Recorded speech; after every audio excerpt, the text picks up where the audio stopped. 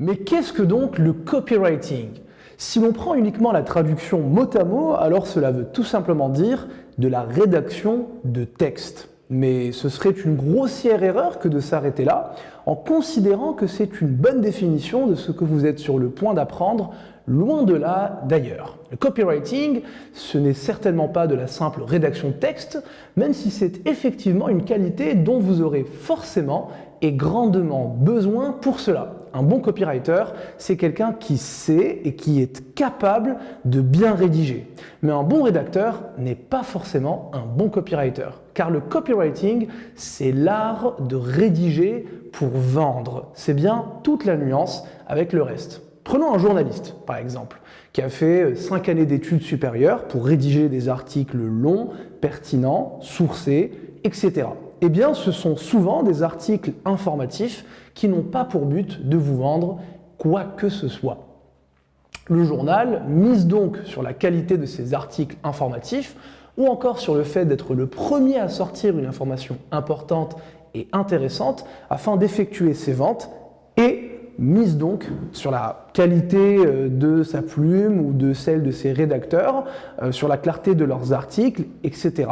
au niveau de sa rédaction. Le copywriting, lui, n'a absolument rien à voir avec tout cela et a une toute autre visée. Son but n'est pas d'être le premier à divulguer une information, ni sur sa capacité à la synthétiser ou à la dévoiler d'une manière claire, même si effectivement il y a encore une fois des points en commun entre les deux. Le copywriting, lui, doit se débrouiller pour présenter une offre, donc un produit ou un service, sous son meilleur angle et la rendre alléchante auprès de sa cible. Nous sortons d'un gros travail autour du ciblage et on va donc apprendre comment attirer cette même cible grâce à des mots, ou plutôt à un groupe de mots, qui l'attireront vers vous. Si je dois vous informer que cette formation existe, je vous dirai par exemple un business développeur trentenaire sort sa formation qui est une synthèse de son apprentissage auprès de startups, d'agences, de cabinets de conseil, etc. afin de former les commerciaux de la tech de demain. On voit bien dans ma démarche, je ne cherche pas nécessairement à vous vendre cette formation, mais plutôt à vous informer de son existence. Si cela vous intéresse, alors tant mieux. Mais ce n'est pas réellement le but que je recherche, en tout cas pas en priorité, car ce n'est pas la mission de mon article qui a seulement pour but de vous informer de l'existence de telle ou telle formation. Par contre, si je dois vous la vendre dans la phrase d'accroche d'un site internet, d'un post sur LinkedIn ou encore, on le verra plus tard, dans un email de prospection à froid, je dirais plutôt plus de 15 heures de formation avec un coach en vente qui cumule une expertise de 10 ans au sein des meilleures startups, agences et cabinets de conseil à Paris et Londres afin de changer de vie et gagner plus de 3 000 € par mois, tout comme les 500 étudiants qui ont déjà suivi cette même formation. Là tout de suite, ça donne envie de regarder de plus près. Ou alors ça vous rebute, car vous n'en pouvez plus d'entendre ce genre de phrase. C'est pour cela qu'il faut, avant toute chose, en copywriting, s'intéresser en premier lieu à sa cible. Si vous pensez que ce genre de message peut hérisser les poils de votre cible, alors changez tout de suite de ton et de tournure de phrase. Sinon, vous pouvez y aller sans problème. Donc tout dépend de la cible que vous avez en face de vous. Vous m'entendez très souvent le répéter, mais je ne le répéterai jamais assez. Si vous hésitez entre deux versions différentes d'un même message sur le fond, nous verrons également que l'A/B test vous permet de tester, comme son nom l'indique, plusieurs formats sur une même cible avant de lancer votre campagne finale avec le message le plus adéquat, c'est-à-dire celui qui statistiquement convertit le plus votre cible.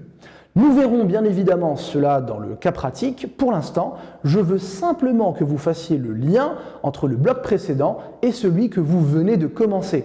N'élaborez jamais un quelconque message de vente sans avoir préalablement défini une cible très précise et homogène, voire complètement terminé l'élaboration de vos listes et de votre base de données de prospection avant de passer à la rédaction. Ça tombe bien, c'est ce qu'on compte faire. C'est ce qu'on a fait dans la phase précédente et c'est ce qu'on va faire par la suite, ce qui veut dire que nous pouvons bientôt lancer les hostilités. Mais d'abord, permettez-moi de vous inculquer quelques notions de base avant de passer au cas pratique. Let's go! Premièrement, si vous avez compris qu'il s'agira dans cette formation d'apprendre à rédiger des emails de prospection et que je viens de vous parler de la notion de rédaction pour vendre, vous êtes en droit de penser aux emails que vous recevez vous-même tous les jours et de vous dire que finalement, tous n'ont pas essayé de vous vendre quelque chose. Alors, les expéditeurs de ces emails sont-ils tous des novices ou bien est-ce que c'est moi qui vous raconte un peu n'importe quoi?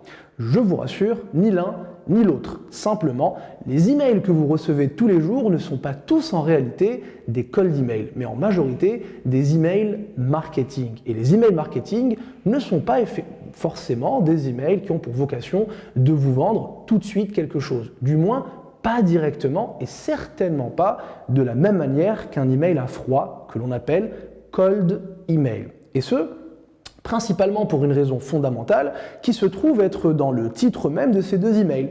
Par cold email, email à froid donc, l'on entend par là l'entrée en contact par email avec un individu dans votre cible sans que il ou elle n'en ait ni demandé, ni réclamé cette interaction, ni même vous avoir montré un quelconque signe d'intérêt.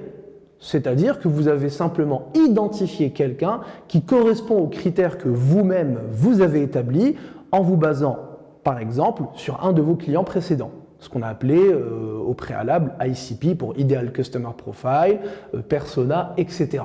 Vous partez donc à la recherche de tout ce qui peut ressembler de près ou de loin à votre ICP, à votre persona, et une fois trouvé, vous décidez d'entrer en contact avec lui ou elle par le biais d'un des trois principaux canaux de prospection en B2B, en outbound B2B, par email, sur LinkedIn ou bien au téléphone. Par le biais de votre téléphone ou de votre VoIP, ça on le verra par la suite, c'est à peu près la même chose, la finalité est exactement la même.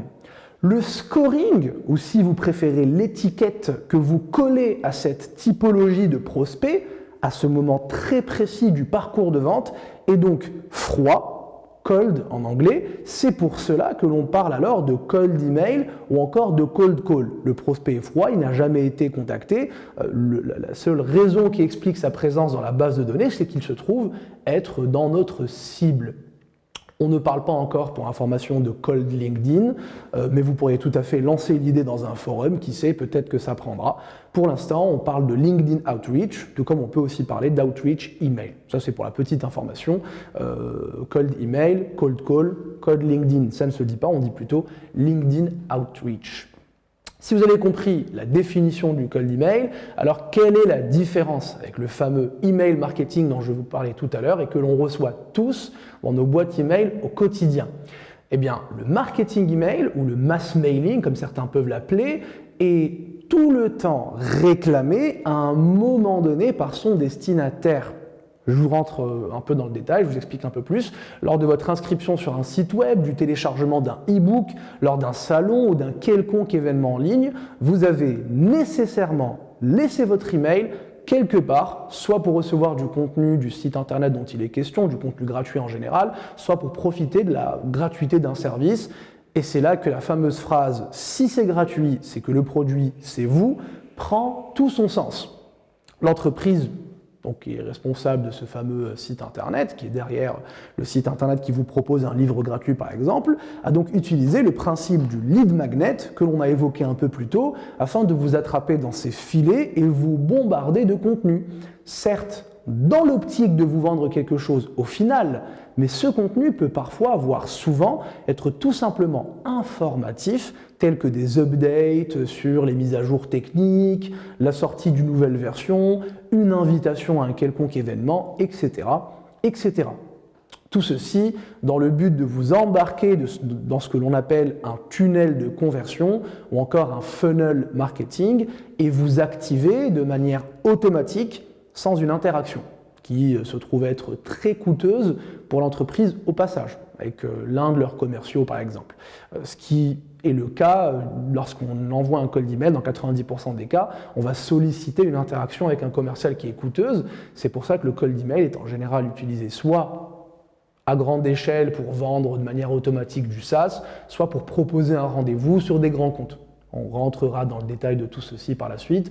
Là, je vous explique simplement la différence qu'il peut y avoir entre les deux. Je vous l'accorde, les emails marketing et le cold email peuvent à ce stade se mélanger un peu dans votre tête et peuvent sembler très similaires. Mais croyez-moi, ils ne le sont pas du tout en réalité. Voici d'autres éléments de différence pour vous faciliter la tâche. Le cold email est très majoritairement utilisé en B2B, alors que le marketing email, lui, peut servir en B2B comme en B2C, car il est complètement automatique et ne présente que très peu de frais. Grosso modo, on s'inscrit quelque part sur un site, on reçoit tous donc des milliers de personnes en même temps le même email rédigé par la même personne, donc la chargée de communication, le community manager de l'équipe, etc. Dans le but de cliquer sur le même site internet au final, sur la même landing page, même si on peut la décliner, pour vous y faire revenir, ou lorsqu'il s'agit d'un site e-commerce par exemple, de vous faire passer une commande avec votre panier toujours en suspens, etc. etc.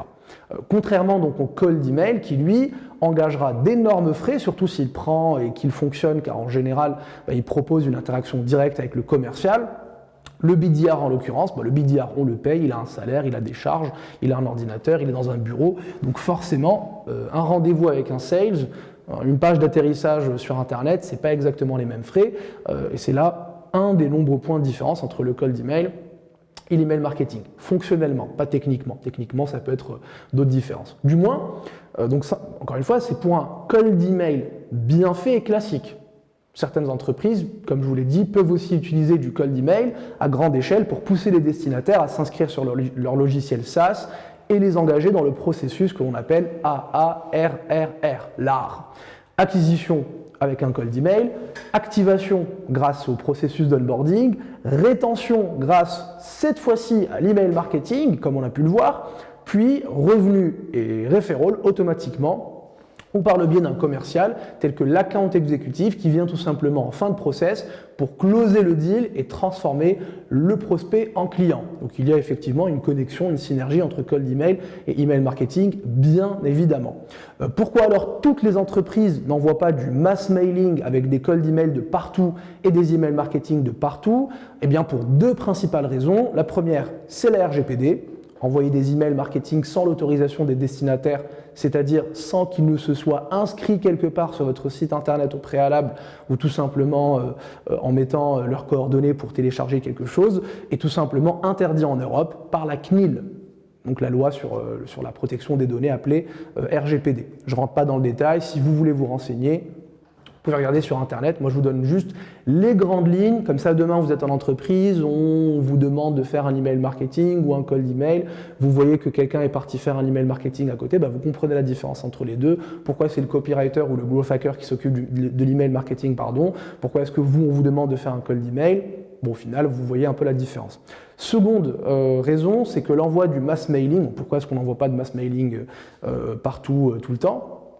C'est que en cold email, c'est très compliqué. Il faut un énorme paramétrage technique avec les noms de domaine, les warm-up et tout ce qui s'ensuit pour garantir les résultats rentables et qui méritent autant d'efforts. Sans parler du côté chronophage où on ne peut pas ou très difficilement, du moins, recruter quelqu'un à ce poste pour ne faire que ça. D'autant plus que les statistiques du cold email en masse dépassent très rarement les 5% d'ouverture de mail, surtout à cause des emails catch-all qu'on a déjà vu, je crois que c'était dans la partie bonus du premier bloc, etc. Moi, dans cette formation, les amis, je ne vais pas vous apprendre à devenir des gros bourrins de la vente ou des spammers professionnels, mais plutôt des artisans de la vente moderne, capables de générer des rendez-vous avec des moyens et des grands comptes pour vendre des paniers moyens à 500, 700, 1000 euros et plus, plutôt que d'essayer de tout automatiser pour faire 1000 ventes de 1 euro et passer le temps gagné à ne pas faire de rendez-vous, à faire du paramétrage technique, à vous demander le sens de votre vie.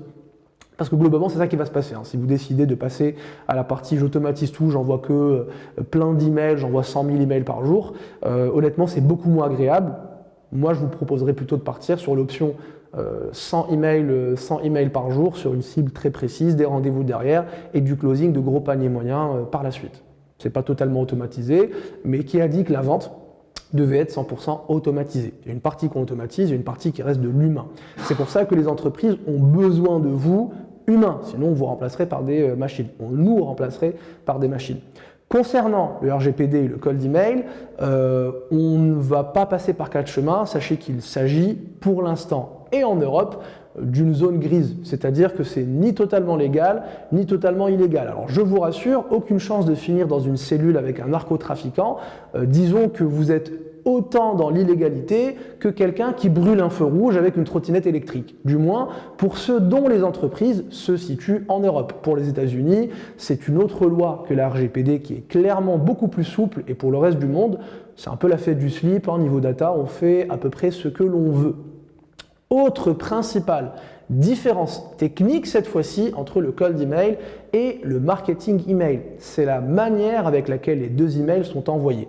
Je ne vais certainement pas m'étaler là-dessus, mais pour faire vulgairement et simplement, les emails marketing sont tous envoyés d'un seul coup en utilisant les serveurs de votre outil d'email marketing, tels que HubSpot ou d'autres outils. Alors que les emails à froid, les cold emails, s'envoient au fur et à mesure de la journée, de la semaine et du mois, afin de simuler une réelle interaction humaine avec vos prospects et ne pas finir en spam. Vous utilisez donc pour le cold email votre propre boîte email et non pas les serveurs de votre outil en tant qu'expéditeur et vos propres donc, serveurs SMTP plutôt que ceux de votre tool. Pour les plus curieux d'entre vous, je vous laisse creuser la piste technique sur Internet. Personnellement, je veux juste encore une fois que vous compreniez la différence fondamentale entre les deux et non la technicité qu'il peut y avoir derrière. Maintenant, comment reconnaître un cold email d'un email marketing quand vous en recevez un?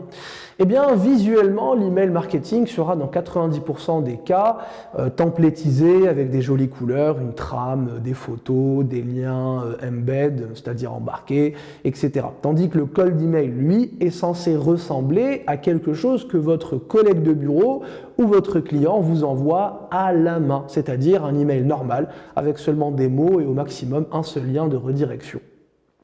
Au-delà du visuel, posez-vous aussi la question de si l'email essaye de vous vendre directement quelque chose ou s'il cherche à vous embarquer automatiquement dans un funnel de conversion en vous proposant par exemple de vous rediriger vers une chaîne YouTube, un compte Instagram ou encore de finaliser le paramétrage de votre compte lorsqu'il s'agit d'un SaaS par exemple, etc. etc. Enfin, sachez que vous n'aurez jamais en tant que BDR à rédiger un email marketing. Il y a autant de probabilités que ça arrive que celles que vous vous retrouviez en train de coder du Java à la place de votre développeur ou à faire le bilan comptable de votre entreprise. Si je vous explique tout cela, c'est parce qu'au vu de la similitude entre les deux, du moins en tant que novice, je sais que vous vous poserez tôt ou tard la question et je voulais que votre rôle au sein de l'entreprise soit encore une fois clair, net et précis. Vous n'êtes aucunement là pour embarquer qui que ce soit dans un quelconque funnel marketing, mais vous êtes là pour décrocher principalement des rendez-vous avec les 20% de clients qui rapporteront à terme 80% du chiffre d'affaires de votre prochaine entreprise.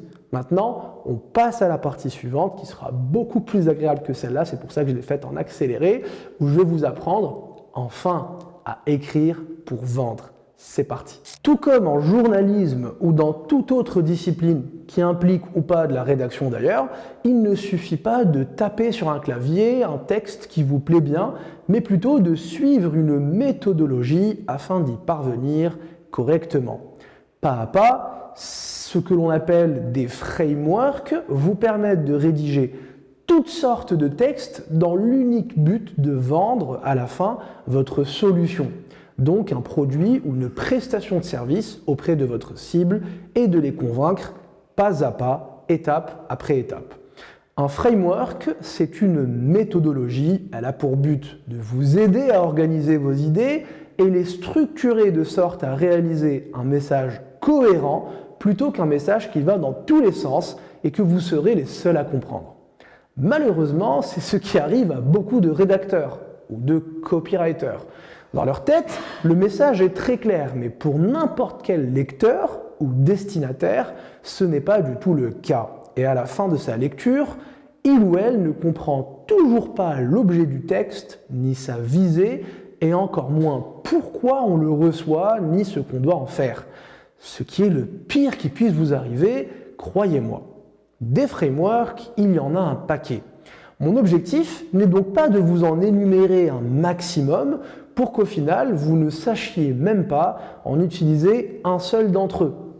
Bien au contraire, je souhaite volontairement, donc, me restreindre à 2 d'entre eux et m'assurer que vous sachiez les manier sur le bout des doigts, notamment grâce au cas pratique qui suivra directement après cette section théorique. Une fois ces 2 frameworks maîtrisés, vous verrez qu'il sera très facile pour vous d'élargir votre panel de frameworks et de rajouter très facilement de nouvelles cordes à votre arc. Cependant, prenez en compte mon conseil qui est celui-ci. Ne vous aventurez pas dans de nouvelles zones ou de nouvelles techniques tant que vous ne maîtrisez pas parfaitement et à la merveille les 2 frameworks que je compte vous proposer. Comme dans chaque discipline, les amis, il vaut mieux maîtriser parfaitement 1 ou 2 techniques que vous reproduirez chaque jour pendant des mois, voire pendant des années, plutôt que d'en apprendre 1 par jour ou chaque semaine, mais que vous ne pratiqueriez jamais ou quasiment jamais. Votre cerveau a besoin d'énormément de pratiques afin de devenir beaucoup plus fluide quant à l'organisation de vos idées, mais aussi de d'étaler sur le copywriting vite et bien. Car vous le verrez, la rédaction qui est essentielle, mine de rien, dans le processus de prospection outbound B2B, vous prendra beaucoup de temps au départ. Donc plutôt que d'essayer de faire plus, essayez de faire mieux et surtout plus vite afin d'habituer votre cerveau à cette nouvelle méthodologie de raisonnement et ensuite vous pourrez vous armer beaucoup plus lourdement à l'avenir, je vous le souhaite en tout cas. Premier framework les amis, on va parler de l'AIDA, AIDA. C'est un framework des plus utilisés en rédaction de cold email par exemple, il est aussi utilisé ailleurs. Il est simple à comprendre, simple à mettre en place, particulièrement pour les plus novices d'entre vous, mais aussi pour les experts, je vous rassure. AIDA correspond à l'acronyme de attention, intérêt, désir et action. Cela veut dire que vous devez en premier lieu attirer l'attention de votre prospect, de votre cible, avant de susciter son intérêt et ensuite de créer en elle du désir, puis enfin la pousser à entreprendre une action concrète simplement en lui facilitant la tâche au maximum. Par exemple, si je dois vous vendre un aspirateur ultra moderne en utilisant l'AIDA, je vais par exemple commencer par vous dire la poussière que vous laissez traîner dans votre salon est la cause de 30% des cancers. Alors moi, j'ai pas forcément envie d'avoir un cancer. Je veux tellement pas en avoir que 30% est une probabilité bien trop forte pour être ignorée. Je vous rassure, cette probabilité, je viens de l'inventer. Je n'ai aucune statistique scientifique, c'est juste pour vous donner un exemple. Ensuite, je vais susciter votre intérêt. Donc après vous avoir dit la poussière que vous laissez traîner dans votre salon est la cause de 30% des cancers, je vais rajouter 8 aspirateurs sur 10 ne nettoient pas correctement votre maison et le vôtre en fait très probablement partie. Là, vous n'avez pas simplement attiré mon attention, mais vous avez suscité en moi un intérêt vif pour écouter la suite. En même temps, qui ne le serait pas si on lui disait que chez lui, il dispose d'un appareil capable de lui provoquer jusqu'à 30% un cancer. C'est donc intéressant de connaître la suite. Je vais ensuite créer en vous du désir, donc avec le Anis 2000 FP500, pourquoi faire simple quand on peut faire compliqué? Vous nettoyez 99,9% de votre poussière d'intérieur et vous ne risquez désormais que 1,2% d'avoir un cancer dû aux résidus de poussière dans votre salon. Là, je commence à me dire que c'est une bonne idée de me procurer ce fameux Anis 2000 FP je ne sais plus quoi, pour être en bonne santé. Le tour est joué, je suis convaincu. Encore une fois, c'est caricatural, mais essayez de comprendre le framework, la méthodologie. Maintenant, comment je fais pour m'en procurer un? Au supermarché d'à côté, est-ce qu'ils en ont? Est-ce que je dois appeler un numéro quelque part? Y a-t-il un site internet? C'est là que l'appel à l'action doit intervenir et pas de n'importe quelle manière. Si je vous dis par exemple, Pour vous le procurer, envoyez une lettre postale au 66 000 CEDEX 15, avenue du Général Leclerc, bâtiment A, porte 12. Vous allez recevoir un timbre qui vous permettra de récupérer un code qui vous donne accès à notre site internet pour effectuer une précommande qui sera validée sous 45 jours ouvrés. Je pense que personne ne passera à l'action car l'action en devient beaucoup trop compliquée. Je préfère limite avoir un cancer. Les gens ne font ce genre de démarche que lorsqu'ils y sont contraints et obligés. Pour remplir leur déclaration d'impôt par exemple, ou pour une facture à l'hôpital. C'est d'ailleurs pour ça que le site des impôts est très complexe et qu'il n'y a aucun effort qui est fait sur le design. Parce que si vous ne déclarez pas vos impôts, vous risquez un problème avec les autorités. Si vous ne commandez pas mon super aspirateur, vous risquez pas un problème avec les autorités. Donc forcément, si vous compliquez l'action derrière, le prospect va rapidement se décourager, même s'il était très motivé au départ, pour acheter votre produit. Il faut donc que l'appel à l'action soit clair, net et précis et sans aucune embûche. Par exemple, appelez maintenant le 01 02 03 et dites Anis 2000 pour passer commande et bénéficier tout de suite d'une réduction de 30% sur son prix.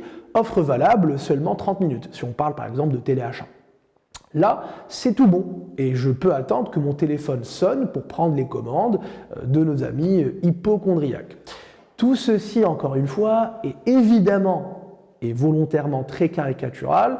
Ne faites surtout pas l'erreur de tomber dans vos cas pratiques et réels dans une telle facilité.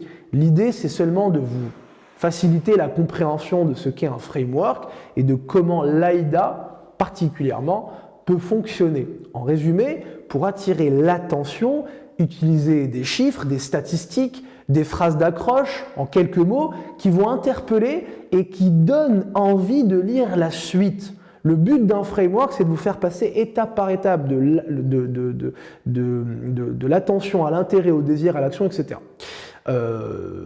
Pour susciter ensuite l'intérêt, parlez à votre prospect dans des termes qu'il comprend et de sujets qui le concernent.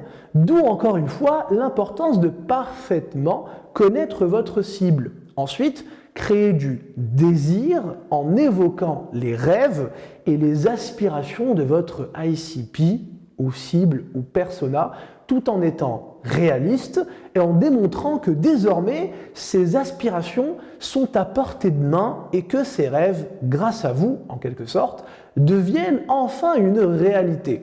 Nous ne sommes plus à l'époque de l'ère industrielle, les amis, où il suffisait de rendre votre produit disponible au bon prix pour le vendre. La bonne époque des 4P pour ceux qui ont fait une école de commerce. Nous sommes dans une ère où les individus achètent le dernier iPhone alors qu'ils ont déjà le précédent, juste parce que Apple a réussi son coup de créer à chaque nouvelle sortie du désir et du FOMO, c'est-à-dire du Fear of Missing Out. La peur de rater quelque chose et de passer à côté de quelque chose d'incroyable. Enfin, pousser à l'action en étant clair et limpide, tout en facilitant encore une fois au maximum le passage à l'action. Ne compliquez pas le passage à l'action, c'est très important. Et si j'insiste là-dessus, c'est que beaucoup font cette erreur de compliquer le passage à l'action. Faites en sorte qu'il soit le plus fluide possible. Si c'est un email, envoyez un calendrier en ligne plutôt que de demander ses disponibilités à votre prospect, par exemple. Cela lui évitera de répondre à votre email et de rédiger beaucoup de textes, alors qu'il peut tout simplement cliquer sur un lien. Vous le saurez en plus au passage qu'il a cliqué, ça vous permettra de le rappeler, et donc pour lui de choisir un créneau beaucoup plus simplement. Sachez que chaque étape n'a pour objectif que de vous faire passer à la suivante. Le A de attention n'a pas pour but de vous faire passer à l'action ou de créer chez vous du désir, ni le I de intérêt de vous inviter à agir. L'attention doit vous donner envie d'écouter l'intérêt qui lui doit vous pousser à l'étape création de désir avant enfin de passer à l'action de manière hyper simple, étape par étape. Vous devrez donc rédiger de sorte à ce que votre prospect vous suive dans votre framework. C'est un peu vous finalement le guide spirituel du cold emailing et le prospect, lui, rentre dans votre système que vous avez soigneusement créé pour lui. J'insiste les amis vraiment là-dessus parce que c'est l'une des erreurs, surtout sur la partie action, c'est l'une des erreurs que la plupart des BDR, ou en tout cas des copywriters, tombent dedans et finissent par vouloir dès l'intérêt vouloir pousser à l'action ou parfaitement bien faire leur framework et oublier la dernière étape, etc. etc. Est-ce que c'est bon pour vous les amis, le framework AIDA? Si c'est le cas, on passe au second framework. Sinon, vous pouvez revisionner la vidéo ou réclamer une séance de coaching individuelle avec moi pour que je puisse rentrer un peu plus avec vous dans le détail. Second framework, c'est parti. Second framework, le PAS ou le PAS. Le PAS, c'est sans doute le framework le plus utilisé dans les anciennes publicités de téléachat et je sais qu'en vous en parlant, vous vous souviendrez forcément d'une publicité que vous aurez croisée au détour d'un zapping sur M6, TF1, W9, que sais-je, avant de partir à l'école à la bonne époque. Mais cela ne veut pas du tout dire que ce framework est démodé. Loin de là, il reste un des frameworks les plus efficaces par sa structure et son cheminement très cérébral et logique à la fois. Le PAS, c'est Problem, Agitate, Solution. Problème, agité, solution, si je vous la fais en français. Donc, c'est pareil. On parle d'un problème que l'on a défini et que l'on estime être celui de notre cible. Toujours. Pas un problème que vous avez, un problème que votre cible a. Ensuite, on agite et on remue bien le couteau dans la plaie de manière insistante pour bien appuyer le problème. Et enfin, on arrive comme par miracle avec la solution à ce fameux problème que l'on a eu de cesse d'agiter et d'appuyer très très fort. Je vous donne un exemple concret avec, pour ne pas changer, la vente d'un aspirateur ultra moderne répondant au doux nom de Anis 2000 FPSX 800 cette fois-ci. Toujours plus compliqué, le plus compliqué mieux c'est. Donc je commence avec le problème principal de ma cible. Ils ont un aspirateur un peu vieillot et c'est ça le problème que je veux régler. Ensuite je vais parler de tous les problèmes sous-jacents au fait d'avoir un aspirateur un peu vieillot et arriver avec ma super solution Anis 2000. Problème. Votre vieil aspirateur vous exaspère comme 70% des Français que nous avons interrogés. Agitation. Il fait trop de bruit, il nettoie mal dans les coins. Vous devez repasser à la main à chaque fois. Esthétiquement, il vous fait honte et vous le dissimulez soigneusement au fond d'un placard ou de toute façon, il vous prend trop de place. Le système filaire vous embête à chaque fois que vous devez l'utiliser, que vous devez le ranger, etc. Il ne passe pas dans les coins, il ne passe pas en dessous des meubles. Vous devez vous baisser à chaque fois pour cela et vous tordre le dos pour avoir de la propreté, etc., etc. Je peux en rajouter autant que je veux. Solution. Il est temps de passer à la modernité. Il est donc temps de passer au Anis 2000 FPX X 800. Discret, efficace, autonome, avec une batterie pouvant aller jusqu'à 5 heures sans rechargement et visuellement très beau, il nettoiera chaque recoin de votre maison sans même vous solliciter tout en faisant office d'objet de décoration quand vous ne l'utilisez pas. Fini les maux de dos et les crises d'asthme avec le Anis 2000 FP machin, c'est propreté garantie et tranquillité d'esprit. Tout ceci, les amis, je vous l'avoue, me donne envie de lancer ma propre marque d'aspirateur. Mais en tout cas, est-ce que vous voyez, le PAS est d'une simplicité théorique déconcertante. Mais d'une certaine complexité technico-pratique, il vous faudra apprendre à maîtriser pour ne pas tomber ni dans le cliché, ni dans l'abus, ni dans le ridicule, ni dans l'erreur, grosso modo. La clé du PAS, c'est comme pour pratiquement tout le reste, une maîtrise pure et parfaite. 1. De votre cible, 2. Du problème, 3. De la solution que vous apportez à votre cible pour ce même problème. Vous me direz, oui mais Anis, notre solution, c'est sûr qu'on la connaît par cœur vu que c'est la nôtre. Absolument pas, chers amis. Vous serez tous amenés à travailler avec des clients ou des entreprises dont vous pouvez oublier à certains moments les détails techniques de l'offre qui ont leur importance. Pensez donc à toujours avoir une fiche explicative ou à la limite, le site internet de ce que vous vendez à côté pour vous en inspirer lors de votre rédaction. Il existe des variantes que vous pourrez par la suite créer et tester par vous-même en prenant de l'expérience entre l'AIDA, le PAS, où vous attirez l'attention en parlant d'un problème et vous créez du désir en parlant de la solution. Mais ça viendra beaucoup plus tard. Voici pour le PAS, je ne vous fais pas sciemment une partie théorique extrêmement longue où je vous raconte toute l'histoire du PAS, qui l'a inventé, en quelle année, etc. parce que tout le monde s'en fiche. Ce qui compte, c'est que vous compreniez ces deux frameworks. Vous verrez, dans le cas pratique, je pense qu'on va s'étaler pendant de longues minutes pour appliquer ces frameworks-là. Donc, comprenez la partie théorique, ok, le PAS c'est problème, agité, solution, l'AIDA c'est attention, intérêt, désir, action, je dois mener mon prospect étape après étape, le but de la première étape c'est uniquement de faire passer à la deuxième à la troisième, etc. Je ne dois pas oublier l'appel à l'action, tout ceci doit être parfaitement chronologique, je dois maîtriser ce que je vends, à qui je vends et le problème dont je parle, etc. Donc ça c'est toutes les parties théoriques. Engrangez-les bien dans votre cerveau et ensuite, dans le cas pratique, vous allez voir que toujours ma phrase fétiche, un prospect, un cas d'usage. Vous allez découvrir à chaque fois, enfin une campagne en tout cas pour la partie rédaction, une campagne, un cas d'usage. Vous allez voir que à chaque fois, il y aura des petites subtilités et peut-être qu'un jour, vous allez pouvoir jouer entre les différents frameworks et les mélanger comme je vous l'ai dit. On passe maintenant au bonus. Let's go. En bonus, je voulais commencer par un élément très important dont je vous ai déjà brièvement parlé et que je continuerai à évoquer, le CTA, Call to Action. Le CTA, traduction, c'est l'appel à l'action, ou plutôt la finalité de l'appel à l'action. Si l'on considère le A de AIDA comme étant l'action, alors il se divise en deux parties. Une partie textuelle où vous rédigerez un appel à l'action qui soit conforme au ton que vous avez précédemment employé, à la structure de votre email, à la dynamique globale de votre texte, email par exemple.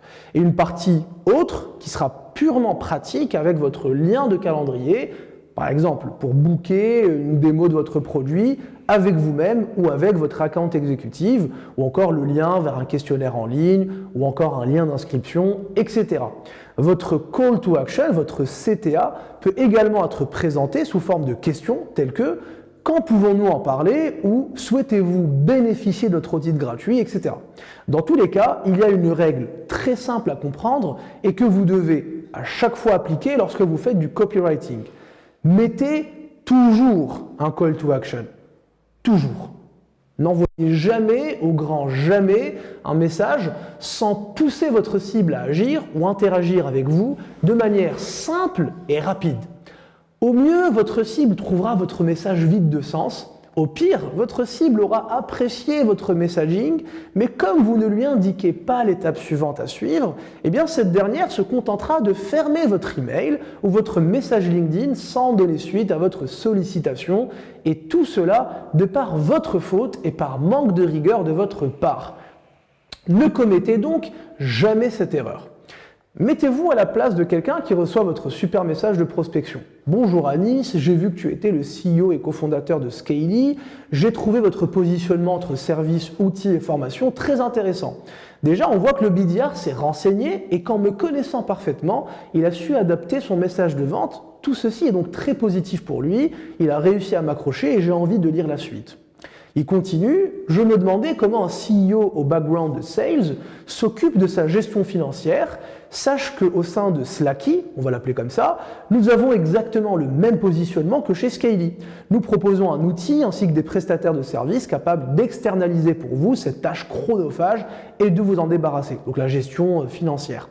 Les amis, ce message est génial. J'aime beaucoup, le BDR me connaît, il a compris mon positionnement, il me met devant un miroir en faisant un parallèle entre l'offre de Scaly et celle de Slacky.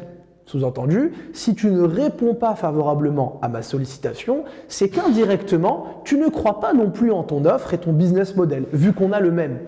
Sauf que le message s'arrête ici. Pas de suite, pas de lien, pas de question, pas de next step, et je me retrouve avec un super message que je trouve sympa, mais sans plus. Qu'est-ce que j'en fais ? Eh bien, je ferme l'email ou la fenêtre de message sur LinkedIn et je m'empresse de passer à autre chose et à revenir à mon calendrier bien chargé.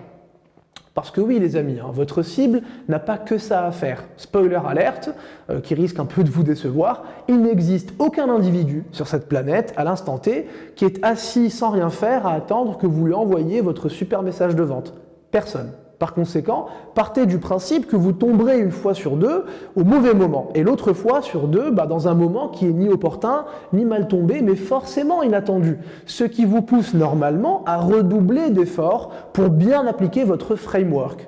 Si l'on prend l'AIDA, donc à bien attirer son attention, susciter son intérêt, créer du désir et pousser à l'action, obligatoirement. C'est la partie la plus rapide du framework, celle qui tient en une seule petite ligne, mais celle qui, si vous l'oubliez, risque de réduire tous vos redoublements d'efforts à quasi zéro et au néant absolu.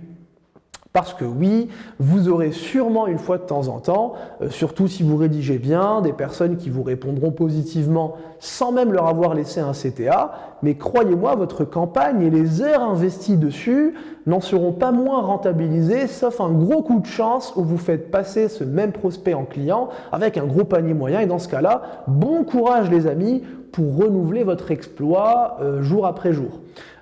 Sachez qu'on ne fait pas un métier de chance ou de hasard. La vente, ce n'est pas le casino. La vente, c'est une couche de rigueur appliquée soigneusement sur une base de talent et une bonne maîtrise technique de votre offre, du problème de votre cible et de votre propre solution.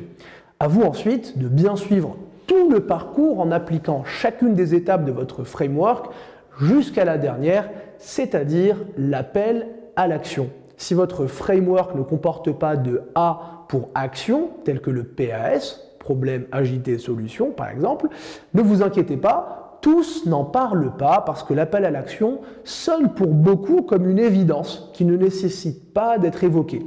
Mais mettez votre CTA toujours à la fin de tous vos messages, même sur LinkedIn où les messages sont plus courts et où des frameworks ont tendance à être découpés sur plusieurs étapes et donc sur plusieurs messages.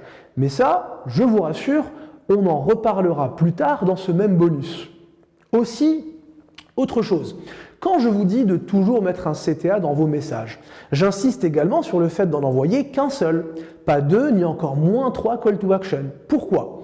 Eh bien, car cela peut embrouiller votre cible et la disperser. Prenons le même exemple que tout à l'heure, celui d'une personne qui souhaite me vendre une prestation similaire à la mienne, Slacky, mais dans l'univers de la gestion financière. Si à la fin du super message que j'ai reçu, il m'envoie « Prenez rendez-vous avec moi via ce lien » ou bien « Donnez-moi quelques-unes de vos disponibilités et comme ça je vous rappelle. Sinon, appelez-moi au 06 66, etc. » Vous pouvez aussi consulter notre dernière vidéo sur YouTube qui concerne la gestion financière. Vous pouvez aussi vous abonner à notre chaîne ou encore rejoindre notre canal Discord privé à forte valeur ajoutée. Je souffle les amis. Le parcours rocambolesque que l'on me propose pour m'inciter à interagir avec Slacky est semé d'embûches que je pense être capable de surmonter, que je ne pense pas être capable de surmonter en quelques secondes, soyons honnêtes. Ne serait-ce que la prise de décision me prendrait un temps immense, au-delà de la lecture de tout ce texte qui me propose tant d'options, ce qui est un enfer, surtout en plein milieu d'une journée difficile où je dois jongler entre mes tâches toujours plus importantes les unes que les autres. Qu'est-ce que j'en sais moi de choisir entre la chaîne YouTube, le canal Discord, le calendrier, etc. Donne-moi une action, ton message est sympa, je clique, j'avance. Donc un call to action beaucoup plus simple aurait largement suffi, tel que je souhaiterais vous en parler 15 minutes de vive voix, voici mon calendrier, avec un lien de redirection pour prendre rendez-vous au jour et à l'heure qui, moi, m'arrange et où je serai disponible. On passe ensuite à la partie email versus LinkedIn, les différences, etc. Vous rédigerez, oui, mais vous ne rédigerez pas partout de la même manière. C'est ce qu'a dit un grand philosophe de la vente, c'est-à-dire moi-même. Vous ne rédigerez certainement pas un article de 3000 mots, les amis, optimisé pour le SEO, de la même manière qu'un post LinkedIn de 3000 caractères maximum, ni encore moins un post Twitter de quelques mots seulement. Pourquoi ? Principalement pour deux raisons. La première, le canal de diffusion n'est pas le même. Site internet pour l'article, LinkedIn pour le post et Twitter pour le thread. Je crois qu'on prononce ça comme ça. Et qui dit changement de canal dit changement d'ambiance et donc changement de copywriting, de ton, d'accroche, de tournure, etc. Segundo, la longueur autorisée, 3000 mots pour l'article, 3000 caractères pour le post et largement moins, quelques centaines je crois, même si ça fait au final qu'augmenter pour X, ex-Twitter. Et même s'il vous semble que la rédaction d'un email comporte un nombre illimité de mots, et même si cela peut être vrai, ce n'est pas parce qu'on vous autorise à envoyer un pavé de texte que c'est bien de le faire, bien au contraire. Cependant, un email reste dans les grandes lignes plus volumineux en termes de mots et de caractères qu'un message sur LinkedIn, surtout lorsqu'il s'agit d'un message qui accompagne la demande de connexion, comme on le verra, cette fois-ci limité à moins de 300 caractères. Compte tenu de tout cela, pourquoi alors vous rédigerez différemment entre LinkedIn, X et votre blog sur votre site internet, alors que vous maintenez exactement le même ton, la même posture et le même format entre un cold email et un message de prospection sur LinkedIn? Beaucoup de messages de vente que je reçois au quotidien sur LinkedIn sont tout simplement des copier-coller de cold email, et même s'ils ont été rédigés uniquement pour LinkedIn, eh bien on sent que le copywriter derrière aurait bien besoin de suivre cette formation parce qu'on n'y voit aucune différence. Gros pavé, pas de saut de ligne, longue phrase, aucun smiley, même s'il ne faut pas en abuser non plus, framework beaucoup trop long, aucune continuité dans les messages. Bref, on sent que la prospection sur LinkedIn est beaucoup plus récente chez les entreprises B2B que les emails, et on ressent clairement le manque d'expérience, d'expertise et de maturité sur ce canal précisément, d'où votre importance les amis au sein de ces mêmes entreprises dans un avenir proche, je l'espère. C'est aussi à vous de changer ça. Voici donc mon top 3 des différences qu'il existe entre un cold email et un message LinkedIn. Premièrement, la longueur. Deuxièmement, le ton employé. Troisièmement, l'étalage du framework. On commence par la longueur et ça va aller très vite. Déjà que sur les emails, je ne suis pas forcément d'accord avec la longueur popularisée par les entreprises qui l'utilisent. Pour moi, plus un cold email est concis, précis, mieux c'est. Il m'est déjà arrivé d'avoir des statistiques fulgurantes avec des cold emails qui ne dépassent pas plus de 5 lignes. Alors je peux vous assurer que lorsque je vois sur LinkedIn des messages de relance avec des dizaines de lignes, j'ai envie de devenir graphiste ou fleuriste ou même raciste, bref tout ce qui finit par iste. Sur LinkedIn les amis, faites s'il vous plaît des messages extrêmement courts et droit au but. N'envoyez jamais de gros pavés et appliquez-vous sur 2 éléments de forme ultra importants, le saut de ligne et des phrases courtes. Pourquoi? Parce que 1, votre message doit être espacé et aéré. 2, parce que beaucoup de personnes vont lire votre message sur leur téléphone portable et non sur ordinateur. Les statistiques de LinkedIn démontrent que quasi 60% des utilisateurs consultent le réseau social depuis un smartphone, presque 3% sur tablette et moins de 40% sur leur ordinateur. Cette directive, sachez-le, tient également pour vos emails. Espacez, faites des phrases courtes, mais c'est encore plus obligatoire lorsque vous rédigez un message sur LinkedIn. Principalement parce que l'état d'esprit n'est pas le même. Je suis beaucoup plus tolérant à l'égard d'un long email qu'avec un message LinkedIn beaucoup trop long, et je suis persuadé de ne pas être le seul. Quand on lit nos emails, on passe d'une newsletter très longue à un rapport tout aussi long, à un cold email, donc notre cerveau qui s'est habitué à lire de longs emails n'est pas tant que ça en état de choc face à un cold email un peu trop long, même si je ne suis pas en train de vous recommander d'en envoyer. Sur LinkedIn, par contre, je passe d'un MDR de mon sales sur le post que je lui ai envoyé, à un merci Anis d'un client à qui j'ai répondu plus tôt ce matin, à un long pavé d'un BDR, et donc mon cerveau prend un choc tout de suite, et ça m'interpelle, parce que mon cerveau n'est pas habitué à lire maintenant sur cette plateforme-là des messages qui sont trop longs. Et surtout, ça me donne envie de supprimer sans lire le message, ni même la première phrase de son texte. Deuxièmement, le ton employé. Je vous dis certainement pas d'envoyer wesh mon poteau à votre prospect, mais entre ça et El Famoso, nous sommes une entreprise de médias en ligne permettant à nos 5000 clients de bénéficier de blablabla, il y a tout un monde et énormément de nuances que je vous invite à étudier et à emprunter. Si par email, vous pouvez vous permettre toutes les belles tournures de phrases élégantes, soutenues et cordiales qui vous feront plaisir, essayez tout de même de faire preuve d'un peu plus de souplesse dans votre message une fois passé sur LinkedIn. C'est un réseau social. Évitez par exemple toute formule de fin de message telle que cordialement ou je vous transmets mes salutations distinguées. Déjà que c'est démodé par email, sur LinkedIn c'est d'autant plus flagrant que vous êtes un vendeur médiocre à la recherche du Saint Graal, son rendez-vous. Parlez sur LinkedIn comme vous parlerez en entreprise ou dans un ascenseur si vous deviez y croiser votre prospect qui est dans votre cible. À chaque fois que vous lisez votre message à haute voix, demandez-vous si vous auriez pu vous exprimer sur ce ton en face à face dans un cadre professionnel en entreprise. C'est plutôt simple. Concernant le tutoiement et le vouvoiement, pas de formule magique, ça dépend à 100% de la cible que vous vous apprêtez à prospecter. Bis repetita, adaptez-vous toujours à votre cible. Il n'y a pas de formule magique. Enfin, petit axe de réflexion que je vous invite à analyser, tester puis répliquer à votre sauce, l'étalage du framework sur différentes étapes. Concentrez-vous.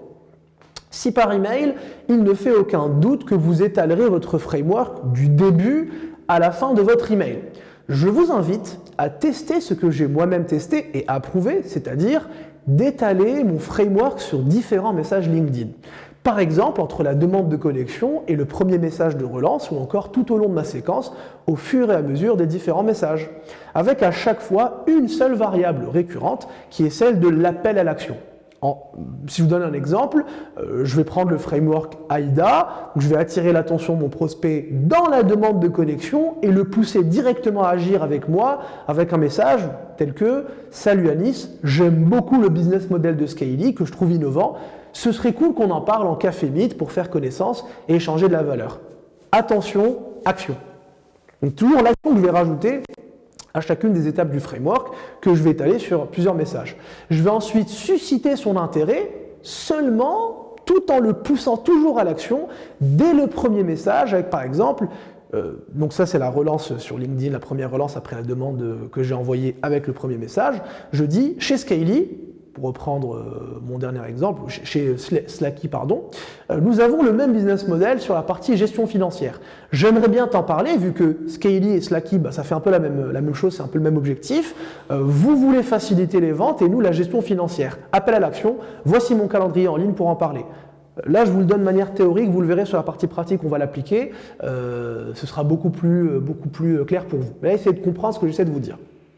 Avant de créer du désir, ensuite, donc j'ai attiré l'attention, poussé à l'action, susciter l'intérêt, poussé à l'action. Avant de créer du désir, avec par exemple une offre spéciale ou une proposition d'échanger Scaly contre Slacky, donc je vais dire salut Anis, je te propose de tester gratuitement Slacky et moi Scaly, si j'augmente mes ventes avec ça, je suis sûr que tu gagneras aussi beaucoup dans ta gestion financière. Call to action sous forme de question, es-tu disponible la semaine prochaine, une quinzaine de minutes pour une démo, etc.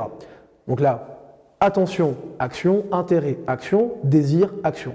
Pour le PAS, c'est à peu près le même principe. Dans mon premier message, je vais parler du problème uniquement avec un call to action. Premier message LinkedIn, demande de connexion par exemple. Salut Anis, nous sommes tous les deux CEO de start-up et on a d'ailleurs le même business model. J'ai longtemps galéré avec ma gestion financière et j'imagine que toi aussi. Si c'est le cas, j'aimerais te présenter notre solution Slacky. Toujours mettre un call to action, bien évidemment, calendrier, vidéo explicative, PDF de présentation, etc. Premier message. Deuxième message, j'enchaîne avec l'agitation. Anis, si je te parle de tableur Excel illisible et interminable, de discussions sans queue ni tête avec ton comptable, des difficultés à savoir combien tu dégages et du manque de visibilité sur tes dépenses à la fin de chaque mois, ça te parle? C'est ce que Slacky va t'aider à résoudre. CTA, on en parle. Voici mon calendrier pour réserver un appel. Problème, poussé à l'action.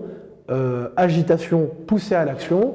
À la fin, je peux terminer avec un message qui n'est autre qu'un résumé de la solution Slacky, tel que Hello Anis, voici un résumé de ce que Slacky peut t'aider à faire dans ta gestion quotidienne de tes finances. Argument 1, argument 2, argument 3, etc. Et bien évidemment, on termine avec un call to action. C'est une piste que je vous invite à creuser. Moi, j'aime bien le faire. Pourquoi est-ce que ça marcherait que pour moi et pas pour vous?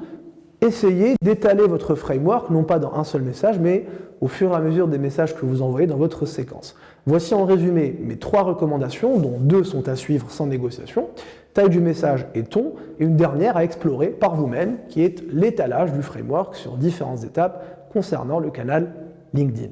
Je vous sens impatient de commencer à rédiger, mais avant cela, certaines questions se posent et s'imposent, telles que comment structurer ma séquence, par quel canal je peux commencer, combien d'étapes dois-je ajouter ou encore combien de canaux je peux impliquer dans ma séquence, etc. Allons y répondre sans plus attendre. Pour y voir plus clair, vous bénéficiez de deux paramètres qui vous permettent de jongler entre les différents canaux, ceux à prioriser, comment les structurer, ainsi que le nombre total d'étapes et les délais de relance. Premièrement, votre cible. Deuxièmement, votre paramétrage technique. Concernant votre cible, c'est assez simple. Si celle-ci ne se trouve pas sur LinkedIn, alors ce sera principalement par email que votre séquence d'automatisation aura lieu avec par la suite des coups de téléphone pour finaliser la prise de rendez-vous. A contrario, si votre cible que vous trouvez sans trop d'encombre sur LinkedIn ne remonte pas ou quasi pas d'email grâce aux différents outils d'enrichissement tels que Scaly, DropContact, Datagmass, Nova.io ou encore Hunter.io, alors dans ce cas-là, ce sera sur LinkedIn. C'est assez logique. Pour le téléphone, tout dépendra au final du taux d'enrichissement de numéros que vous trouverez, mais à moins qu'il ne soit de 0%, je vous recommanderai toujours de finir par prendre votre téléphone et d'appeler vos prospects en parallèle du déroulé de votre campagne de prospection automatisée, comme on l'a déjà vu. Ça, c'est concernant votre cible. Concernant maintenant le paramétrage technique, deuxième élément, il est assez simple à comprendre. Comme je l'ai déjà évoqué avec vous, vous aurez besoin pour votre prospection par email d'un warm-up qui va faire chauffer votre boîte email et préparer les serveurs SMTP de Google et consorts à encaisser un gros volume d'emails sortant pour un plus faible taux de réponse, email entrant. Tout simplement, si vous n'avez pas encore activé votre warm-up avec votre nouvelle adresse email que vous comptez utiliser donc pour prospecter, il est fortement recommandé de patienter 2 à 3 semaines afin que cette dernière soit fin prête avant de lancer les hostilités. Logiquement, je vous suggère donc de prospecter sur LinkedIn pendant ce temps-là, plutôt que d'attendre les bras croisés et d'en profiter pour vous débarrasser des quelques relances téléphoniques encombrantes et autres cold call et warm call que vous devez dans tous les cas effectuer tôt ou tard. L'idéal est bien évidemment de ne pas vous mettre dans une telle situation, sauf si vous débutez ou que vous venez de faire rentrer un nouveau client qui n'a jamais fait de cold email et qui dispose d'une nouvelle boîte email. Il est largement préférable pour vous sinon d'être constamment en train de prospecter par email et de ne jamais vous laisser surprendre, par email et sur LinkedIn évidemment. Sur LinkedIn, il est très fortement recommandé de vous acquitter de la centaine d'euros mensuels que la plateforme vous réclame afin de passer sur sa version premium Sales Navigator et ainsi exploser votre capacité de scrapping et surtout de ne pas risquer un blocage temporaire ou définitif de votre compte.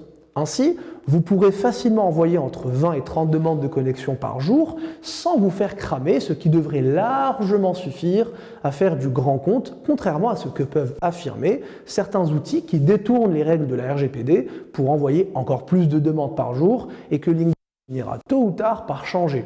Il s'agit d'une manière contournée d'envoyer des demandes de connexion en important directement sur l'interface de LinkedIn un fichier CSV avec les adresses email personnelles de vos prospects que vous pouvez vous procurer depuis le dark web par exemple, suite à des opérations de piratage informatique sur des comptes de Netflix, Canva ou LinkedIn directement. Et donc, en apportant ce fichier CSV sur LinkedIn, vous pouvez envoyer des centaines de demandes de connexion par jour.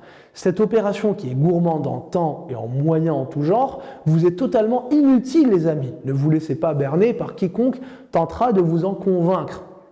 À l'heure où je vous parle, LinkedIn a d'ailleurs très certainement pris des décisions concernant ce fléau. De plus, vous n'apprendrez pas à faire de la qualité en misant tout sur la quantité et vous pourrirez votre réseau LinkedIn avec des centaines de connexions inutiles et complètement en dehors de votre cible.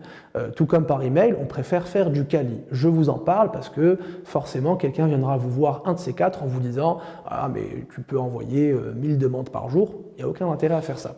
Si vous n'avez pas de compte Sales Navigator pour des raisons de moyens financiers par exemple, vous pouvez commencer par exploiter à fond le canal email avant de basculer sur les deux. Idem si votre client n'a pas encore finalisé la création de son compte ou tout simplement d'un compte dédié à la prospection, un compte LinkedIn dédié à ça, vous pouvez miser sur un seul canal pour commencer. Sinon, sachez que vous avez droit à 30 jours gratuits sur Sales Navigator si vous n'avez pas encore profité de cela. Au-delà de ces quelques cas d'usage auxquels vous pouvez être confronté à des timings bien précis, tels qu'à vos débuts ou avec un tout nouveau client avec qui il faut commencer à partir de zéro, vous n'aurez quasiment aucune difficulté technique à prospecter de manière automatisée sur les 2 canaux, sauf problème de cible, et ça on l'a déjà vu précédemment.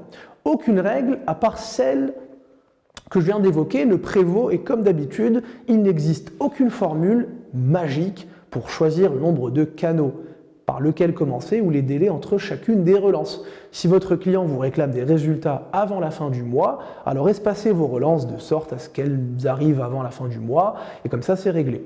Vous le verrez au fur et à mesure de votre proximité avec de vrais clients et de vrais cas concrets, des cas d'usage réels, qu'à la guerre comme à la guerre, il y a des moments pour l'arme blanche et d'autres pour sortir votre super lance-roquette. Parfois sur LinkedIn, d'autres par email, et bien souvent le téléphone, c'est plutôt lui le lance-roquette.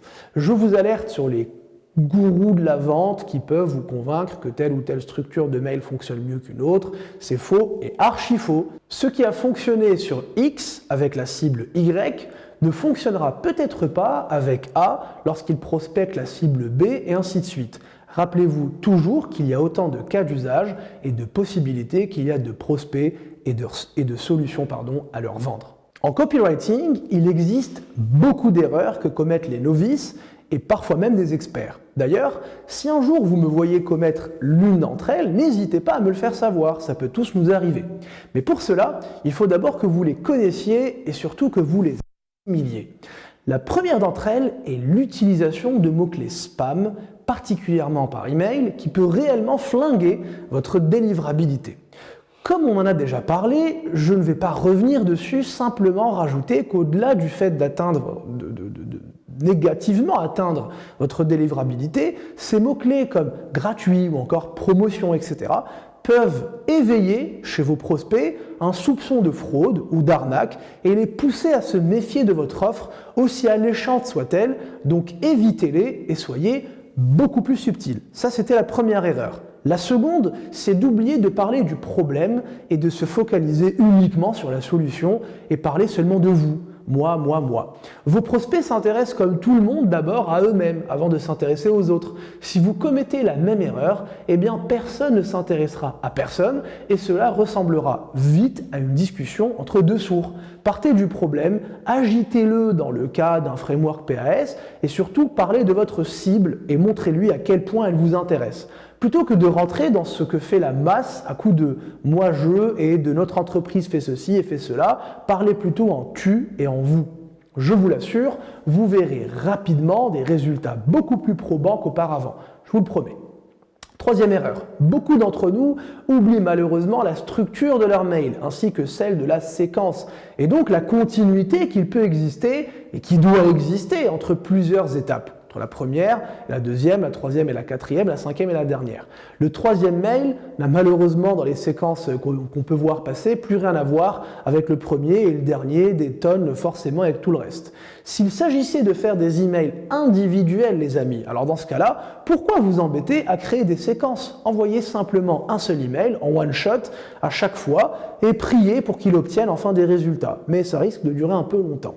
Si l'on envoie des séquences d'emails ou des séquences cross-canal, c'est aussi pour lier les messages entre eux, essayer de capter l'attention du prospect, non pas subitement, mais au fur et à mesure qu'il avance dans le process avec un cheminement logique, des idées et une continuité qui fait sens. Faites bien attention à cela. Quatrième erreur, l'absence d'âme et de personnalité. Je m'explique. Si votre message sonne vide et creux, alors c'est raté. Il faut que votre message suscite chez vos prospects au moment de sa lecture des émotions, qu'ils ou elles comprennent que vous avez accordé du temps à sa rédaction et surtout à son élaboration, que ce soit dans votre recherche du prospect idéal, ICP, ou ne serait-ce que dans votre élaboration de la solution à leur problème et que vous y croyez à fond. Par écrit, c'est exactement à l'oral.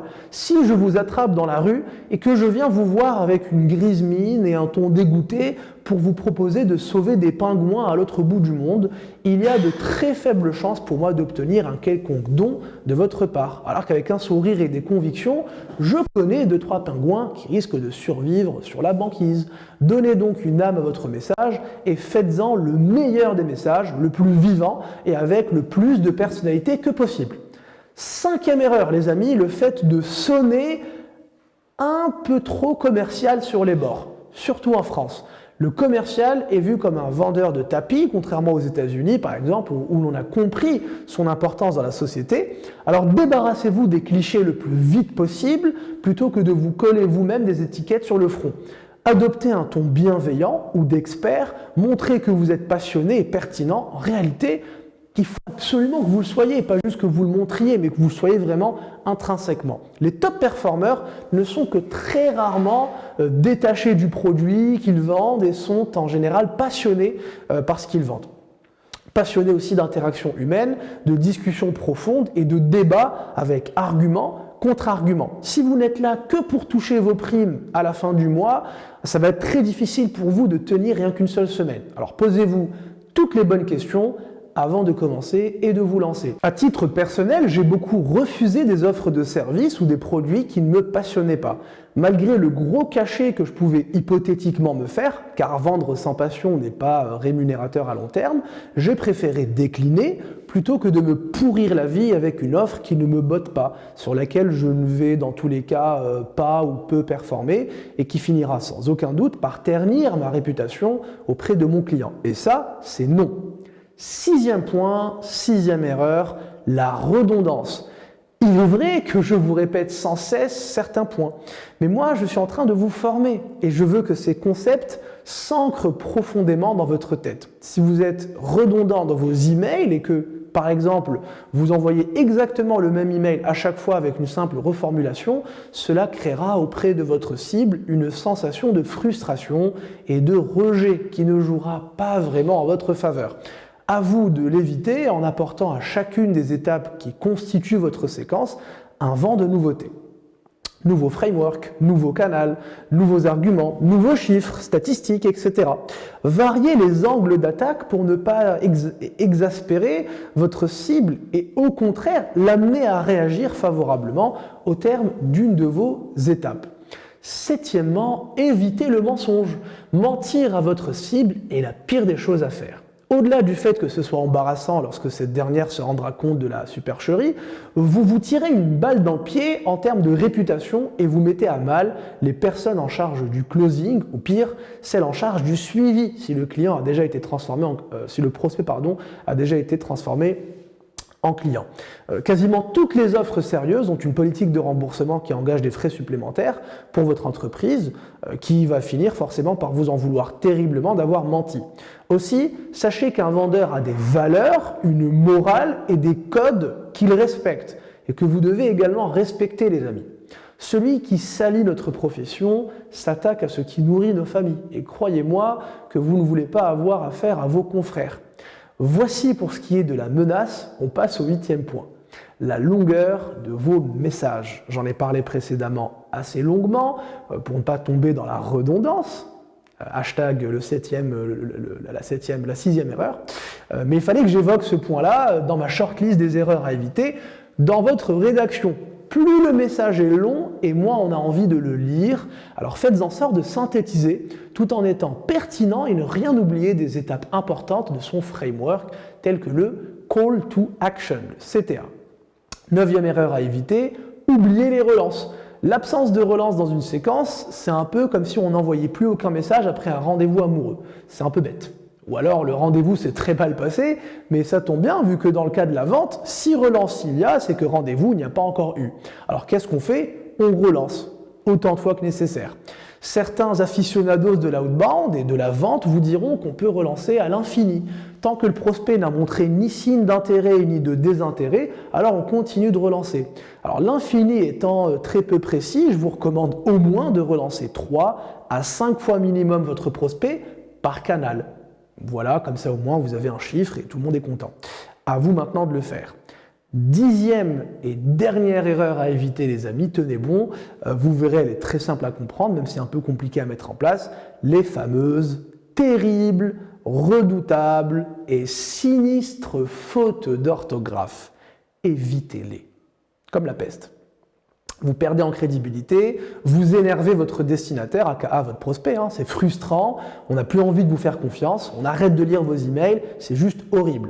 Pourtant, un simple coup sur une extension gratuite de correction orthographique ou même sur un logiciel de traduction tel que DeepL corrigera rapidement vos fautes d'orthographe. Sans oublier que vous pouvez googliser les quelques mots qui s'affichent avec un trait rouge en dessous pour les corriger en un clic. À supposer que votre correcteur soit défaillant, parce que c'est juste simple, sinon ça s'affiche en rouge et vous modifiez.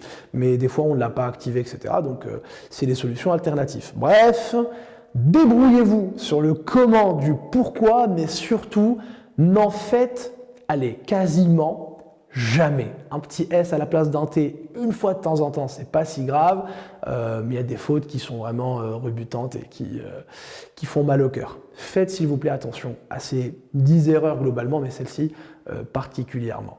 On passe à la suite. L'intelligence artificielle, l'IA, AI pour les anglophones, tant d'appellations pour une technologie si révolutionnaire.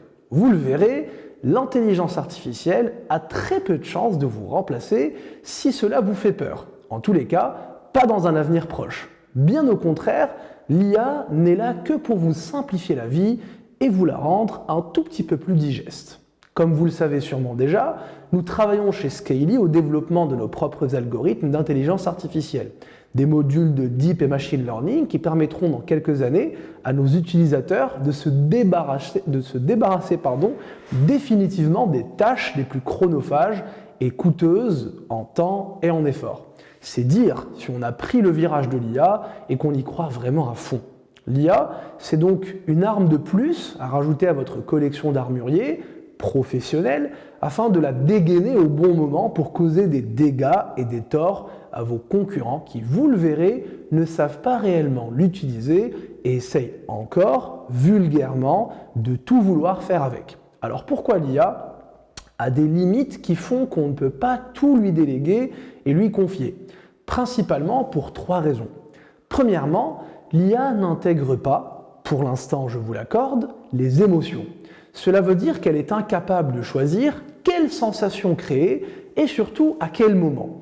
L'IA se base uniquement sur un système de promptage dont vous êtes, vous, ou l'outil que vous utilisez, l'unique décideur. En d'autres termes, si vous voulez que l'IA vous rédige un texte ironique, sadique ou drôle, l'IA risque de vous proposer plusieurs versions, très certainement beaucoup plus vite qu'une armée de rédacteurs.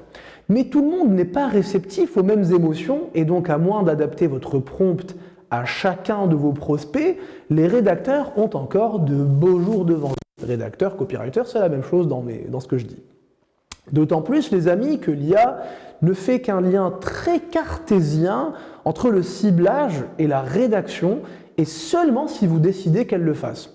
Prenons ChatGPT par exemple. Si je lui demande de me rédiger un message pour vendre ma formation de BDR, alors il le fera. Mais pour aller plus loin, je peux faire un lien avec mon ciblage et lui demander de me rédiger un message de vente pour ma formation en BDR à des CEO au profil de développeurs informatiques. Et là, j'obtiens déjà des résultats plus satisfaisants, mais encore une fois, tous les développeurs informatiques ne sont pas réceptifs à la même typologie de messages. Ce que je veux dire par là, c'est que le temps que vous allez dédier à adapter votre prompt pour un cas d'usage que vous ne risquez probablement plus de rencontrer n'est pas forcément plus optimum que le temps dédié directement à la rédaction d'un super message de vente en toute connaissance de cause de votre cible. Et pour ceux que je vois venir à des kilomètres et qui me diront « Mais à Nice, on a la même cible depuis toujours. » Alors dans ce cas-là, cessez de vous demander pourquoi vos ventes ne décollent pas. L'exacte même cible n'existe pas. Je pourrais aussi vous dire que ma cible à moi, ce sont des vendeurs. Oui, mais lesquels? Les vendeurs en B2C, en B2B, les vendeurs indépendants, les salariés, les vendeurs de produits, de services, les vendeurs de quels produits, physique, digital, qui habitent où, qui parlent quelle langue, qui ont quel background, les vendeurs expérimentés ou les novices, ceux qui sont dans l'opérationnel, dans le management, les vendeurs de quel panier moyen, grand compte, vente complexe, petit panier, inbound, gros panier, outbound, etc., etc. Chez Scaly, nous faisons un lien entre les messages envoyés précédemment à la même typologie de prospects en ne prenant pas uniquement en compte le facteur du métier qu'exerce le prospect, tel que développeur, et c'est en partie pour cela que notre utilisation de l'IA obtient de bien meilleurs résultats à terme. Mais le facteur de l'émotion, sa gestion et son utilisation contextuelle fait qu'un message 100% rédigé avec l'IA saute tout de suite aux yeux des professionnels de la vente, mais aussi, attention, de novices qui ont tout simplement un peu d'œil. Je vous déconseille donc de vouloir tout automatiser avec l'intelligence artificielle au risque de vous discréditer complètement auprès de votre client ou de votre cible qui vont y voir une absence totale d'effort de votre part et donc une certaine nonchalance qui tous deux ne méritent aucune rétribution ni une réponse d'une quelconque nature. Deuxième élément, l'intelligence artificielle n'a aucune capacité d'improvisation. Vous n'êtes certainement pas des copywriters capables d'écrire des pages de vente, des emails marketing ou des articles optimisés pour le SEO. Votre travail se résume à maîtriser un seul volet du copywriting qui consiste à écrire un call d'email, donc de vente, de prospection, d'outreach. Plus de la moitié de votre travail ne consistera pas à écrire ou à copywriter un quelconque message. Et l'un des soft skills les plus importants que vous devez de maîtriser sur le bout des doigts, c'est votre capacité à adapter votre discours, votre ton à votre cible, dans toutes les circonstances, contrairement à l'IA, vu qu'elle n'est pas capable de le faire. Comme je l'ai évoqué, l'IA en vente outbound se base essentiellement sur un système de prompt, souvent élaboré par l'équipe marketing ou growth, qui s'occupe de la stratégie. De facto, elle enverra donc le même message à absolument tout le monde, ce que vous ne ferez jamais. Je vous invite à défier votre équipe marketing, demandez-leur d'envoyer le même message de vente dans un call d'email ou dans une séquence cross-canal avec des emails, des messages LinkedIn par exemple, et de votre côté, découpez la même liste de 2000 prospects par exemple, la liste initiale que vous avez entre les mains, vous et votre équipe marketing, vous pouvez la diviser en 10 listes de 200 personnes, donc 10 groupes 100% homogène de 200 personnes, tel qu'on l'a vu précédemment grâce aux critères de métier, de centre d'intérêt, d'ancienneté au sein du même poste ou de l'entreprise, etc. Vous verrez que contrairement à eux, vos taux de conversion surpasseront les leurs, alors que vous n'êtes même pas censé être les experts de la rédaction en comparaison avec des profils dont c'est l'essentiel du métier, contrairement à vous. Votre équipe marketing n'aura d'autre choix pour vous égaler dans ce challenge que de se lancer dans l'élaboration de 10 prompts différents avec de multiples tests avant d'arriver à un résultat probant. Et même dans ce cas-là, vu tout le temps que ça va leur prendre, vous pourrez en profiter pour opérer des relances téléphoniques et doubler, voire tripler, le nombre de rendez-vous obtenus. Bref, le BDR, entre parenthèses, qui est capable de copywriter correctement, a de beaux jours devant lui, le BDR 2.0, voire 3.0 post-IA. En d'autres termes, pour résumer, l'IA n'aura aucun problème à remplacer un BDR qui ne s'adapte pas et qui se repose trop souvent sur ses acquis et sur la facilité, en reproduisant tout le temps le même discours et les mêmes process. Par contre, jamais l'intelligence artificielle ne remplacera un BDR vif qui se remet constamment en question et qui repousse ses propres limites dans ses techniques d'acquisition de nouveaux clients, particulièrement sur la partie rédaction de vente et copywriting. C'est là que j'en arrive au troisième point, le téléphone, les amis. La vie a fait que j'ai côtoyé énormément d'entrepreneurs dans le secteur de la vente au téléphone, des outils qui se veulent tous plus révolutionnaires et disrupteurs les uns que les autres, de celui qui peut appeler à votre place, à celui qui analyse les appels en passant par celui qui s'occupe des relances, j'ai quasiment tout vu. Spoiler alerte, aucun d'entre eux n'a abouti à quoi que ce soit pour l'instant, rien ne vaut le bon vieux coup de fil effectué par un bon vieux sales. Beaucoup de vieux dans tout ça. L'outil qui réussit le mieux dans ce secteur n'est autre que AirCall, et cet outil vous permet tout simplement d'appeler des numéros de téléphone en un seul clic depuis votre ordinateur, d'enregistrer l'appel pour opérer des réécoutes, améliorer le discours ou encore de mettre des tags, effectuer des relances. Bref, un outil très simple qui vous permet d'appeler. Rien qui ne remplace le BDR. Au contraire, c'est un outil qui lui facilite son quotidien, ça oui. Pour ceux qui ont compris le système de fonctionnement d'OpenAI, plus particulièrement de ChatGPT, basé sur énormément de points de data, tout le web pour résumer, et des millions d'euros en recherche et développement, en plus de centaines de data engineers recrutés pour exploiter toutes ces données, ces personnes-là sont beaucoup moins pressionnées par le bébé après coup. On sait très bien à quel point l'IA est loin, très loin de sortir de son chapeau quoi que ce soit qui se rapproche d'un bidillard capable tout simplement de prendre son téléphone et d'appeler. Avant que l'intelligence artificielle ne puisse faire ça, vous avez, croyez-moi, de beaux jours devant vous. D'ici là, vous ne serez en concurrence qu'avec vous-même et les autres bidillards de vos concurrents. Alors à vous de bien maîtriser votre art grâce à cette formation et à beaucoup de pratiques, énormément de pratiques pour devenir performant et vous assurer un avenir doré. Alors Anis, avec ce que tu nous dis là, cela veut dire que l'IA, eh bien au final, on s'en fiche un peu, non?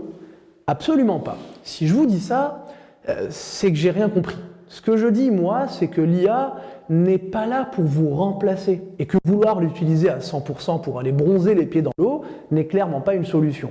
Si je voulais vous vendre une formation avec la promesse de laisser tourner votre ordinateur pendant que vous prenez du repos en comptant vos millions, je vous aurais vendu une formation en dropshipping. Or, a priori, c'est pas ce que je suis en train de faire.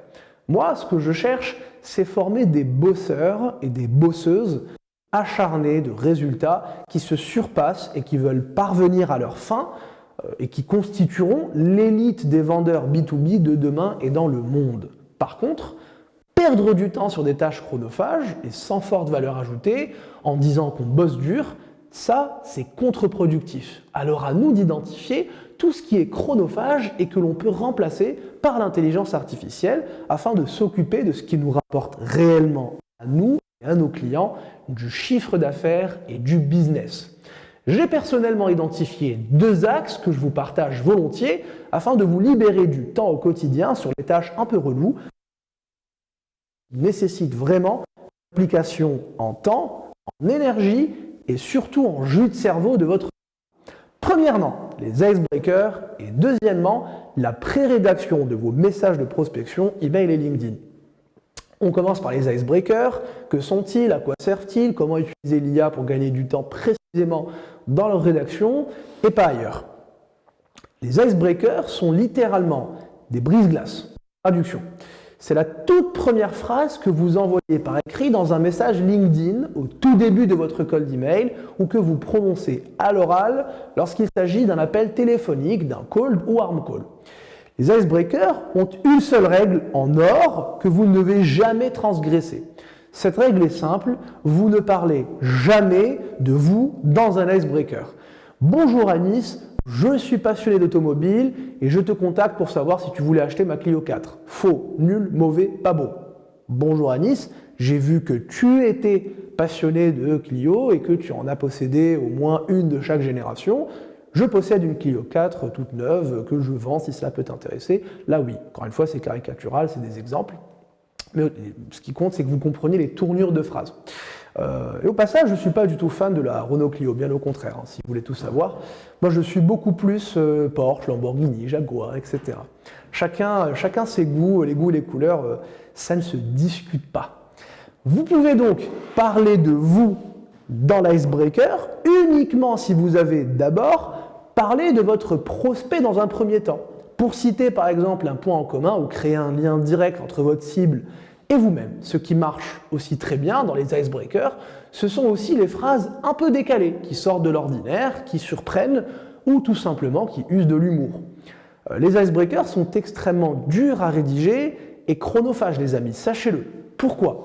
Parce que cela nécessite une énorme attention de votre part et beaucoup de personnalisation, si ce n'est que ça.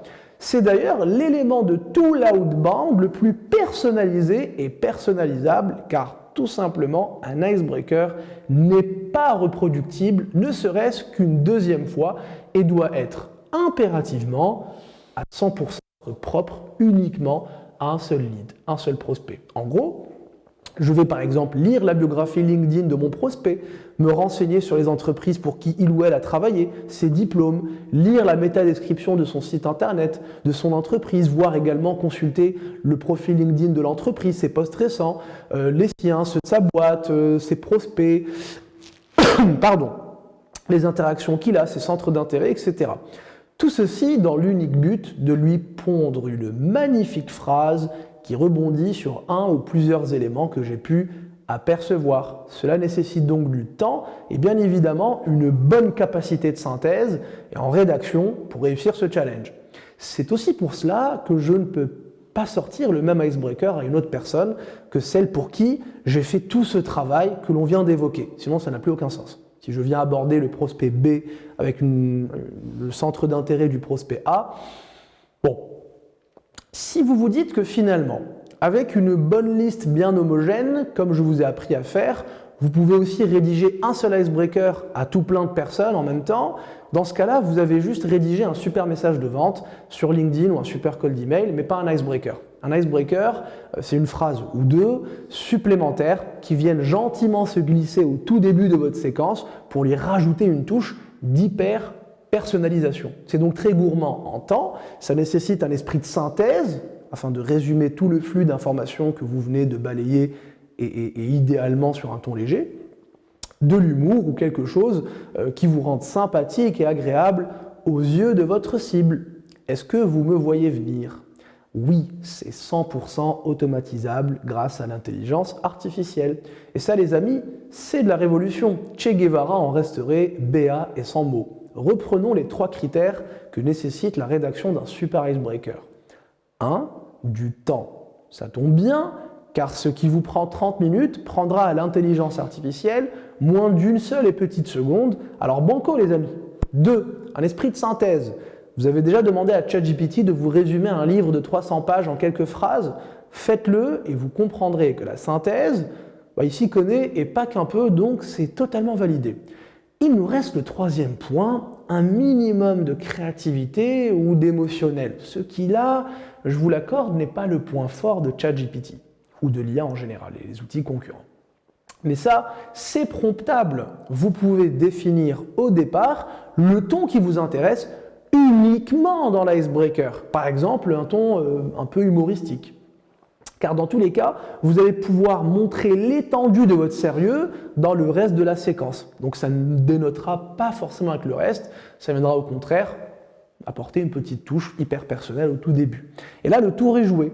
Des centaines d'icebreakers hyper contextualisés en quelques secondes seulement. Et si vous utilisez Scaly, sachez qu'on les intègre de facto lors du scrapping afin de vous faciliter la tâche. Elle n'est pas belle la vie?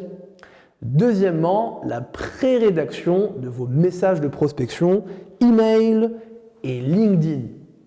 Si vous m'avez entendu vous déconseiller d'envoyer des campagnes d'outreach ou de prospection outbound B2B 100% rédigées avec de l'intelligence artificielle, je n'ai jamais dit que vous ne deviez pas le faire pour vous-même. Mon problème, c'est seulement si vous envoyez à votre cible un copier-coller de ce que ChatGPT, qui est dénué d'émotion, vous pond. Mais si vous l'utilisez comme inspiration, alors dans ce cas-là, grand bien vous fasse, faites-le. Sur Scaly, on dispose par exemple d'un mode rédacteur pour faciliter le travail de nos Scaly Partners qui rédigent les campagnes de nos clients et grâce à 1. Nos super prompts que nous avons mis du temps à peaufiner et 2. Les points de data que nos clients nous fournissent lors de la commande d'une campagne, eh bien on offre directement une campagne déjà rédigée à nos copywriters avec de l'intelligence artificielle bien sûr, afin qu'ils puissent s'appuyer dessus et gagner un temps considérable en opérant les bonnes modifications aux bons endroits avant d'envoyer le travail final au client qui n'aura plus qu'à lancer la campagne et closer ses prospects. Je ne vais pas vous inviter à créer vos propres prompts, même si vous pouvez essayer en réalité. C'est assez fun, surtout pour les plus cérébrales d'entre vous, de faire joujou un peu avec OpenAI. Utilisez sinon des outils déjà promptés en faisant bien attention à ne pas tomber dans la fainéantise et le piège de la facilité. Ce n'est pas parce qu'un client ne remarque pas la différence, parce qu'il est un peu trop novice ou pas vraiment habitué à la prospection par email, qu'il est honnête de lui vendre un copier-coller en prestation de service. Je serai toujours là pour vous rappeler les valeurs morales de la profession. Si vous vous appliquez à faire du bon travail, vous scellez avec votre client une relation de confiance beaucoup plus durable et tournée vers le long terme plutôt qu'un gain rapide en one shot. En résumé les amis, utilisez l'IA dans la pré-rédaction pour gagner du temps et vous inspirer, ainsi que dans les icebreakers pour personnaliser encore plus vos messages avec du contexte tout en faisant attention aux petites erreurs que peut parfois commettre la technologie de ChatGPT qui certes est très développée mais reste imparfaite. Vous aurez parfois affaire, surtout en langue française, un peu moins en anglais, à des phrases telles que « J'espère que cet email vous trouvera en bonne santé », qui n'est rien d'autre qu'une traduction foireuse depuis l'anglais de « I hope this email finds you well ». C'est horrible. À vous donc de faire le choix entre vous cramer de temps en temps, pas souvent et pas tant que ça, je vous rassure, avec un de vos prospects, ou de passer un minimum de temps pour relire chacun des icebreakers sans vouloir être perfectionniste, mais seulement dans l'optique de repasser rapidement un coup et rechercher les erreurs flagrantes à supprimer et retaper. Si vous prospectez tous les jours entre 50 et 100 personnes, LinkedIn, email confondus, c'est assez facile en 15-20 minutes le matin de checker les icebreakers qui ont été rédigés la veille lors du scrapping, par exemple. C'est ma méthodologie, hein. Opérez comme vous le sentez une fois que vous commencez à prendre vos habitudes. Dans tous les cas, que ce soit un gain de temps énorme ou juste considérable, un gain de temps reste un gain de temps.